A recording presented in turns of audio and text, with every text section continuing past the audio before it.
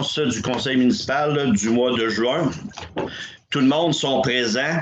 Important dans les mesures, il faut absolument que quand vous allez prendre la parole, vous devez vous identifier. C'est très important parce que naturellement, on est enregistré, mais on n'a pas d'image. Dans le mot du maire, dans le rencontre, simplement vous dire que le bureau municipal, à partir d'aujourd'hui, a été ouvert à la population. Naturellement, on encourage les gens de faire encore le maximum par téléphone, par Internet, de ne pas se présenter physiquement si ce n'est pas nécessaire. C'est toujours une question pour la santé publique, mais oui, effectivement, vous pouvez vous rendre au conseil municipal si besoin. Et on continue à suivre les règles très strictes du gouvernement pour faire en sorte que la MRC d'Arthabasca et la MRC de l'Érable, on est très, très, très chanceux. Il faut croire qu'on doit faire aussi notre chance, on fait attention.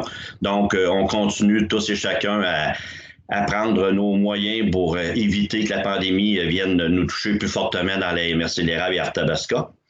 Également, aujourd'hui, c'était l'inscription. On commence les inscriptions des camps de jour. On va en parler un petit peu plus loin tantôt, mais effectivement, ça a commencé aujourd'hui et jusqu'au 10 juin.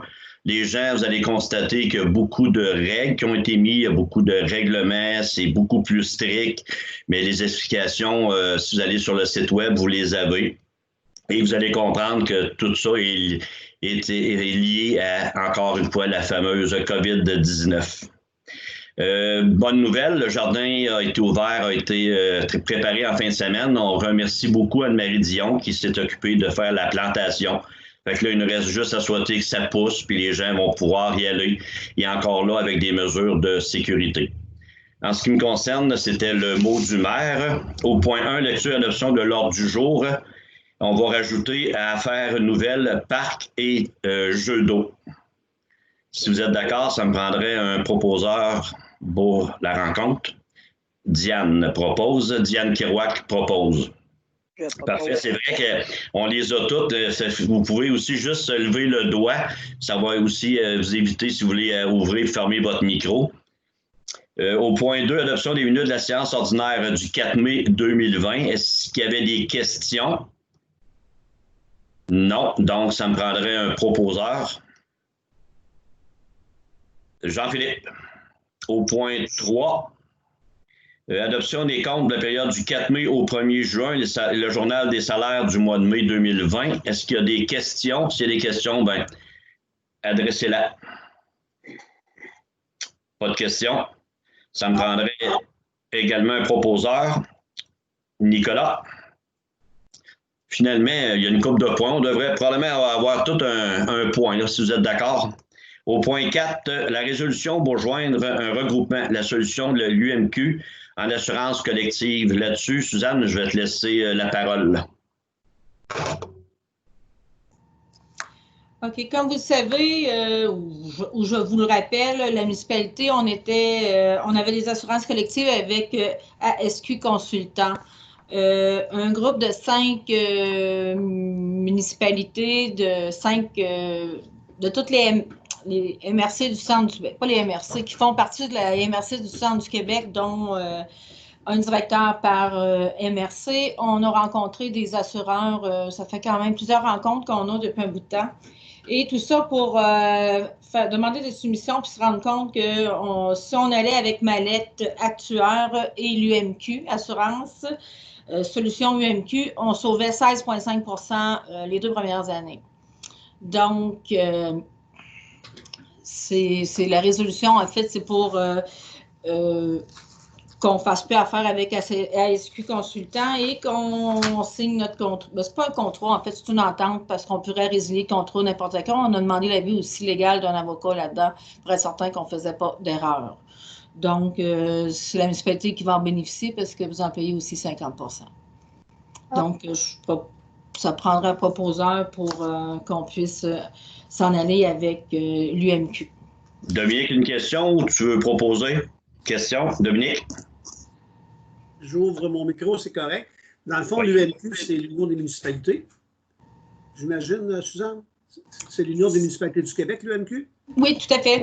Et donc, à quelque part, adhérer avec eux, c'est comme si, je dirais ça, donc, un peu comme une mutuelle, dans le fond, c'est l'Union des municipalités. Donc, les bénéfices éventuels que cette compagnie d'assurance-là fait, c'est de retomber directement au niveau des regroupements des municipalités qui font affaire dedans, ou c'est un peu comme les membres, tout simplement les cotisants. C'est les gens qui cotisent parce que ce n'est pas tout le monde qui ont des assurances collectives. Donc, c'est les municipalités participantes. OK. Donc, c'est quand même avantageux, d'autant plus que c'est un prix moindre qu'avant. C'est d'autant plus avantageux parce qu'on peut avoir des ristournes plus qu'avec d'autres compagnies, si je comprends bien. Pas une ristourne, c'est à chaque semaine, ma cotisation va me coûter moins cher à moi en tant que cotisante, puis à la municipalité aussi, évidemment. La réduction est là. Okay, sur la prime qu'on paye à chaque semaine.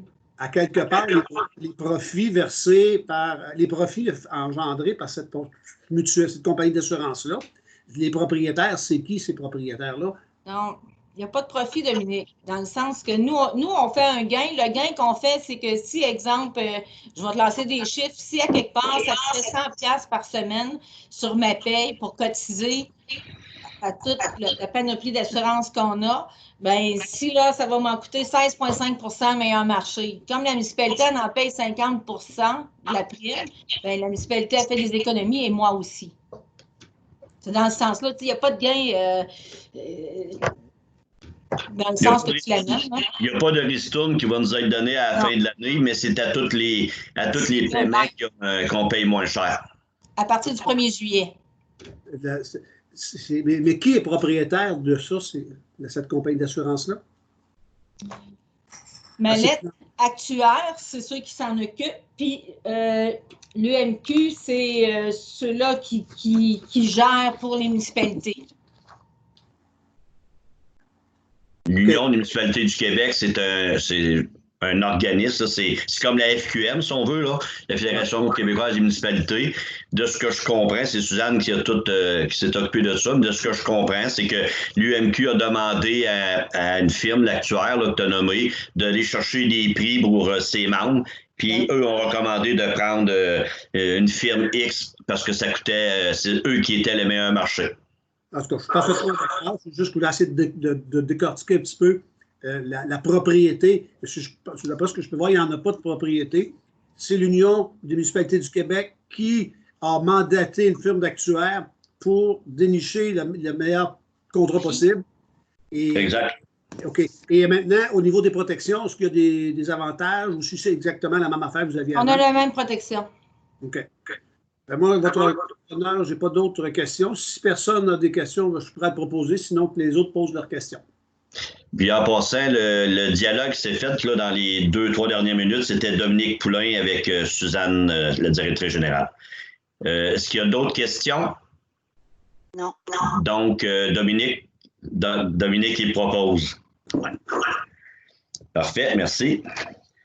Au point 5, dérogation aux 16 places du Charme, c'est une demande qui nous avait été adressée par un citoyen.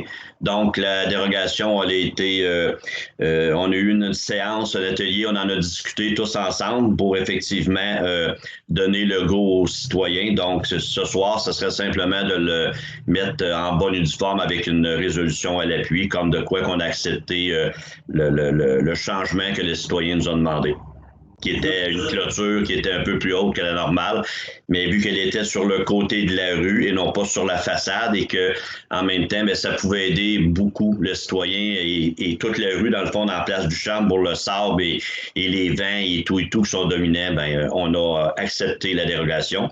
Ce soir, on a fait une résolution en bonne et due forme. Donc, si vous êtes d'accord, ça me prendra un proposeur. Ça va être Dominique. Est-ce qu'il n'y a pas de questions? Si vous ne prenez pas la parole, je considère que tout est clair. Oui, tout est clair. Parfait. Au point 6, résolution d'entente de service d'inspection avec la MRC d'Arthabasca. Suzanne? Comme on en a discuté en janvier, ben là, finalement, après être allé en appel d'offres à maintes reprises avec la MRC pour un inspecteur en bâtiment pour la municipalité de Saint-Albert, en fait, que la municipalité, on va utiliser les services de la MRC. On en est venu à une entente avec M. Julien Lavoie. En fait, c'est de le nommer officiellement pour qu'il puisse émettre les permis au nom de la municipalité de Saint-Albert. Je tiens également à préciser que Suzanne, elle faisait partie du comité de sélection pour l'embauche, étant donné qu'il travaille à Saint-Albert, ben, tant mieux quand on peut demander à la municipalité concernée s'ils veulent avoir un droit de regard là-dessus.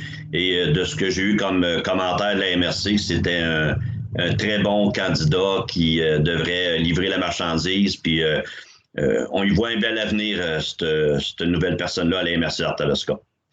Est-ce qu'il y a des questions? Jean-Philippe, une question? Oui, ça va être quoi son offre? Je n'ai pas entendu. Moi non plus. Ça va être quoi? Son horaire. Son horaire. Jean-Philippe Bibeau demande ça va être quoi l'horaire de la nouvelle personne? C'est une journée par semaine, c'est ce qu'on avait convenu. Ça va être le mercredi à Saint-Albert de 8h à 5h. Et le vendredi, comme c'est une journée c'est une demi-journée qui se passe à la MRC d'Arthabasca, où il y a un échange entre tous les inspecteurs régionaux. Des fois, ils échangent entre eux, ils vont chercher l'expérience, ou si on a un dossier litigieux, c'est plus facilitant pour eux de débattre puis emmener plein d'idées pour arriver à une solution rapide. Est-ce qu'il y a des questions? Est-ce qu'Alexandre serait prêt à faire la résolution? Alexandre Bergeron. Merci. Le point 7, le camp de jour. Suzanne, est-ce que tu veux adresser quelques petites informations? Suzanne? Oui, je suis là. Okay. Le camp de jour, comme vous le savez tous, on en a discuté la semaine passée, c'est que les ratios ont diminué par rapport aux animateurs et le nombre d'enfants. Et il y a des consignes qu'il faut respecter au niveau de la sécurité de ces animateurs-là et des enfants. Donc, ça engage aussi des dépenses.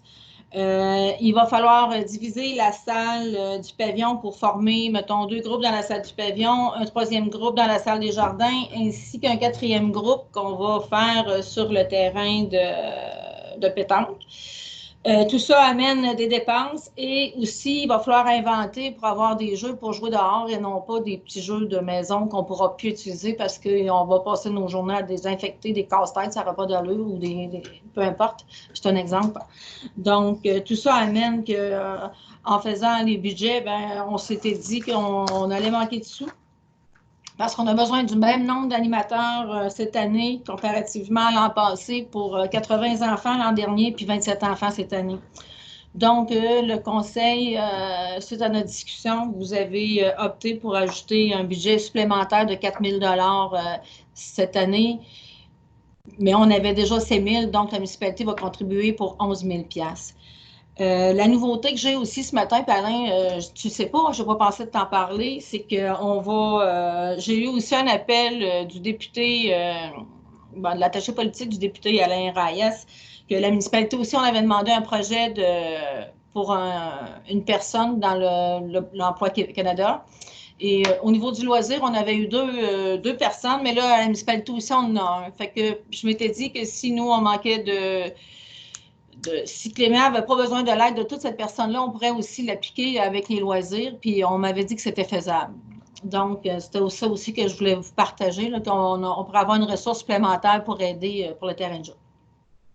Mais peut-être pas comme animateur, mais plus comme désinfectant, là, parce que je pense que c'est ça qui va être la grosse job. Là.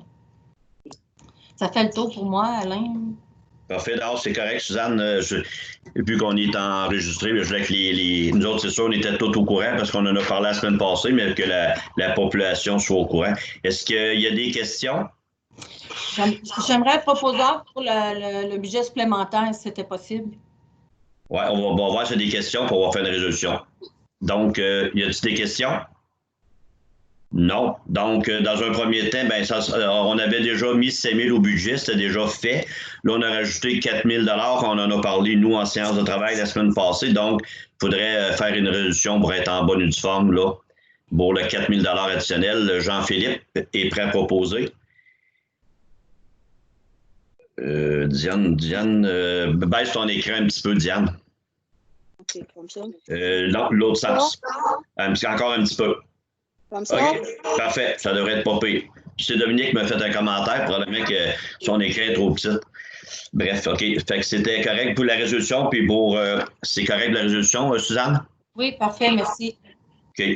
Dans Affaires nouvelles, étant donné qu'on n'a pas pu en discuter en huis clos, simplement dire qu'on va fermer la rencontre, puis on va rester tout le monde en ligne, on va discuter, parce que même si on n'a pas une résolution ce soir pour les parcs ou les terrains de jeu, on l'aura en juillet, mais l'important, c'est de prendre une décision.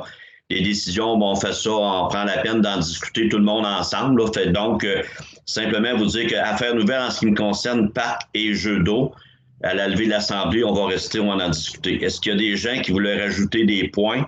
Chacun votre tour. Je vais y aller par Dominique. Je vois dans ceux que je vois. Là. Dominique, est-ce que tu as quelque chose à rajouter? Non. Alexandre Bergeron, est-ce que tu as quelque chose? On a oublié d'adopter les dépenses du mois. C'est vrai. J'ai oublié. Ben oui, j'ai sauté. Adoption des comptes de la période du...